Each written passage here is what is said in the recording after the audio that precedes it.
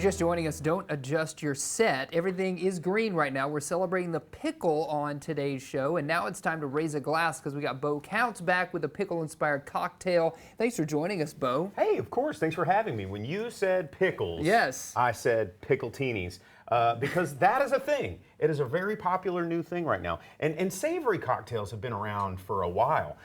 You know, Bloody Marys, everybody, nobody flinches when you throw a pickle in a Bloody Mary or a michelada. But pickle-teenies have come on the scene in the past couple of years because just, you know, the extra dirty martini started to blow back up and have a moment. But then people said, well, let's just make it with pickles. So today we're going to do, this is actually on our menu at Pinpoint right now for the summer because pickle-teenies are great for the summer. And I like to focus on my martinis with gin. Use of course gin. You do. Okay? I love a gin martini. He's a big gin fan, right? So for those of you at home, Gin is just vodka with stuff in it. It's just flowers and botanicals. It's still vodka. So it's a grain spirit. This one comes from my friends at Citadel. They're out of France. This is a Cornichon gin. So Cornichon being a little tiny French pickle. All Cornichons are pickles, but not all pickles are Cornichons. So we're going to use about 1.5 ounces of this Cornichon gin. I'm going to make 2 of these cocktails. So, you know, that's going to be 3 ounces. And then I'm going to add a little bit of Danish akavit. So the akavit again is like Scandinavian vodka with stuff in it. So mainly you're going to be experiencing dill, caraway, and fennel. Sometimes this is a grain spirit, sometimes it's a potato. Sfoll actually is distilled from grain out of New York. So we're using about 1/2 ounce of that. And then what martini isn't complete with a little dry vermouth? Always keep your vermouth in the fridge. In the fridge. Kids. Always keep it in.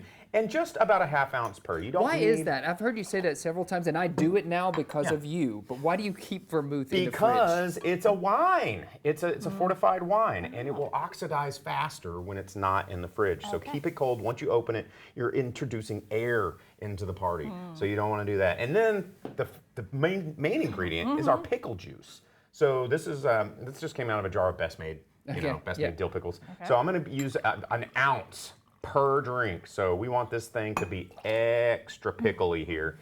And you can use whatever brine. You can buy a store-bought brine now. You can buy like whatever pickle juice. Just don't use bread and butter pickle brine, because that's you should like that, Bets, from what you were saying earlier. Yeah, for sure. Yeah. Miss, I don't think sugar and pickles belong together. That is a good tip, though, that you don't have to go get some sort of fancy just brine. You can pour the juice out of your jar of pickles. Just open your jar of pickles at home and go, hey, I need 1 ounce of this. But if you are using, some brine that hasn't been filtered through, make sure you double strain so you don't get all those like fun things.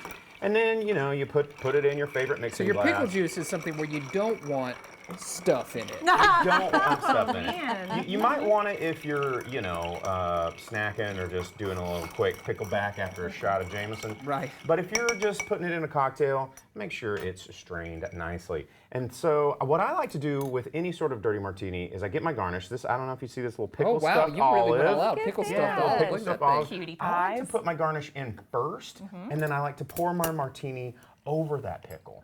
So it kind of gets even more of that salinity in there. You get that going on, pour it right like that. Look at that, perfect. Oh man, look at that. And then the little finishing touch here is some olive oil. What does that do? Loving it. So you'll get an occasional sip. You get these little droplets. Oh, it looks pretty. And it looks pretty, and you get a little creamy mouthfeel. It's pretty yummy, little pop of bonus yummy right there in your cocktail. I love all of these give me, Betsy, you were the one that was turning your nose up originally. And then you guys are married, so y'all share that one. Yes. And then let's tell me how well I did. Yeah. How amazing I am. And delicious. That I could do. That's really good. It's so refreshing. It is delicious. It's got electrolytes. It's what plants crave. It's surprising. It is surprising. It really does taste like a pickle, but you get the aromatics from the different alcohols. Yes, absolutely. It's really good. And that olive oil is in there too. Somehow. Yeah, that's great. Kind of coat your mouth. Just like it leaves you with a little yummy, savory. Coming back for more. I know that you have gone all summer long. Feels like you've been traveling to different places. Have you been to any of these? And saw where this was made.